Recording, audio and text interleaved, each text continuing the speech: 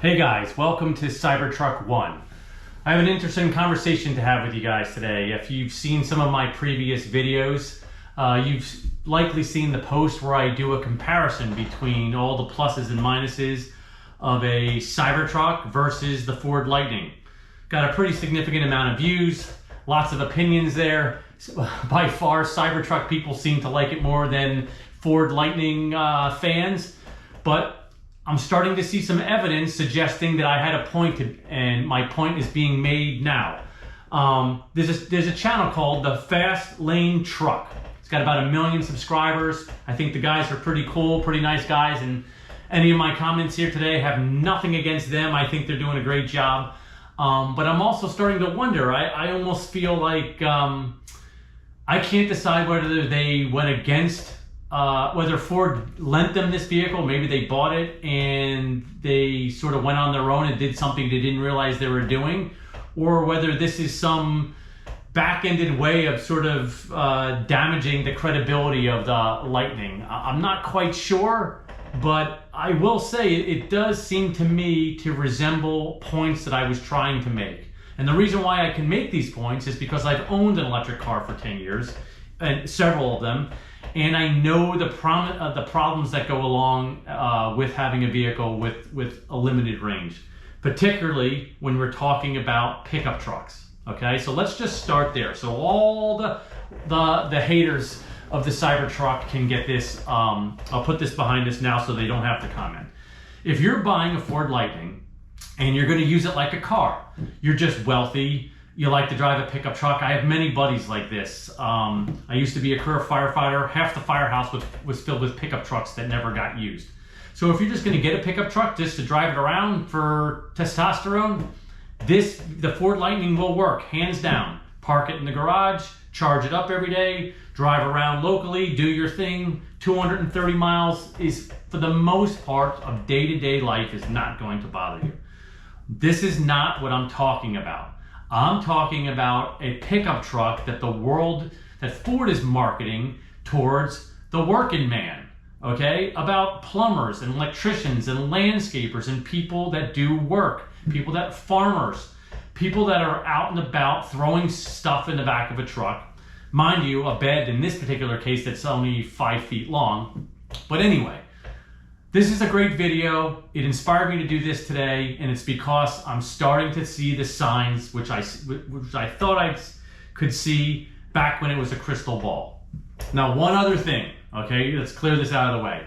Yes, there is no Cybertruck right now, okay? So again, for Ford Lightning enthusiasts, if your version of winning is getting to the market first, hands down, Ford has won, and I have to say I was slightly surprised. I thought Cybertruck would be out a little bit sooner, but the truth be said, if we're basing it just on getting to the market first, then actually I guess Rivian wins. The other thing is, I think, look, we can pretend that Cybertruck is never going to be out, and it's just, we're going to say that Elon promises and it doesn't happen. That's not the case here, okay? They built a factory called Giga Texas in Austin, Texas. It has an area designed for the Cybertruck. If you spend some time on the internet, you'll see that Tesla is sourcing materials and creating contracts for the production and building a pickup truck. So it's happening. The question is, and this can't be answered ultimately, is which one will be better? And until they're both out, I can't honestly say. But what I can say now is we're going to review this video, and this is just about everything that I was alluding to in the first place. So let's jump into it here, and by all means, leave some comments, tell me what you think. If you're a Ford Lightning owner now, it's hard for me to get information out there. What did you really pay? Are you having problems? Is range an issue? Are you just driving it around as a car? Are there any, please tell me, are there plumbers, electricians, framers, somebody out there doing real work where you have to drive a long distance in the morning or in the night, or they're doing 80 miles an hour to and from work, or whatever the case is? Are you making it with range? I'm thinking no, but I want to hear it from, if you can prove me wrong, prove me otherwise, leave it in the comments below. Okay, so here we go. We're gonna go over this video. Now, I'm not gonna go through the entire thing. It's 15-20 minutes long or whatever it is. I'm just going to highlight it in a couple things. I'm going to leave this video that we're going to go over, as well as my old video, the Lightning versus the Cybertruck, in the comments. Check them both out. Let me know what you think. And please like and subscribe and hit the bell there so that you get notifications. All right, the first thing. They say it's a trip from Colorado to Dead Horse, Alaska, which is 3,500 miles. They don't drive the whole way. But that's for starters. Number two, the truck camper. It's really nice. Nothing against four-wheel truck campers. I'm aware of them. But they had to actually make this camper for them because since they have a useless 5-foot bed that no contractor would use in real life, they don't even have a camper for this size. So this company, this manufacturer, made this for them. The only reason why I'm pointing it out, and I have nothing against them whatsoever, is that it's just small. Look at this thing. It's really, really, really small. Can you see that? That's a truck camper. That camper weighs 5,000 pounds. This thing, now granted, I understand you're not getting that camper on a 150, but my point is they've chosen the smallest possible truck camper around, and it's a pop-up, so it's actually has the best coefficient of drag you possibly can.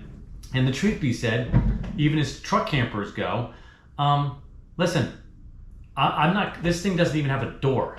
You have to lift the hatch, the gate down and climb in the back. I'm not 17, I'm not leaving the Woodstock concert. I'm not sleeping in a camper that's 4 foot wide by 5 foot something. Anyway, again, nothing against them, but as you get older and you can afford a Lightning pickup truck, my guess is that you're not sleeping in a postage stamp. They had to put this thing called a fairing, basically a wind deflector on there. So they were getting such atrocious range just by this rinky-dink truck camper on there that they had to call someone and have them build a wind deflector. If that isn't like some indication of having serious problems, I don't know what is. As I alluded to before, this 3,500 mile trip, they actually didn't really do it. They only drove, they wound up getting to Seattle and then put it on a ship, and the ship took it to, I guess, the northernmost point of Canada, just almost into Alaska, and it sort of started there. So the whole thing is sort of misleading. I will say, to their defense, even driving through Canada, that I forget what that highway is called, but it's not conducive to any electric vehicle, truth be said. I don't even think a Tesla could do it at this point because I don't think there's many supercharging stations. But so I'll give them a pass there, but it sort of isn't really what they were marketing. The next one is when they got to a supercharging station, the one in Alaska, it was literally the only one, they were claiming it was the northernmost supercharging station, their version of a supercharging station. As I've mentioned before in my video, Tesla is leading the world in supercharging. So whatever Tesla has, it's 100 times better than what Ford's dealing with. Again, this is Alaska. Maybe we're going to give them a pass, so okay. The next one is there is a tag vehicle with this vehicle the whole time. So the entire time that they're driving around, there's another Ford that has a thing, I think it's called a power boost, something like that. They have the ability to push power of some significance with a gasoline motor into the Lightning. So yes, just what everyone has, a backup vehicle to drive around.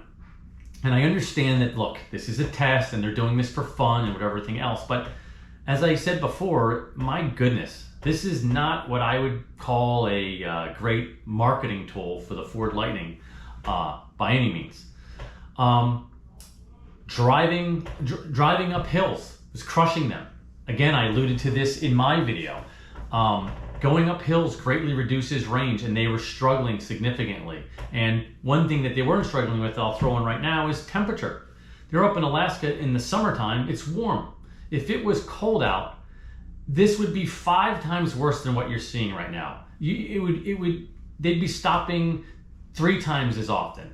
And so that's one thing, again, that I mentioned in my video, that it's a major issue, and it's not even occurring here because they happen to be going when it's nice and warm out. The next one, they're driving 36 miles an hour for miles, 50, 60, 100 miles going 36 miles. So not my idea of a good time. I don't think it would be yours. They were on the way, they were stopping at residents or commercial buildings, begging, asking, inquiring about electricity. Not my idea of a good time.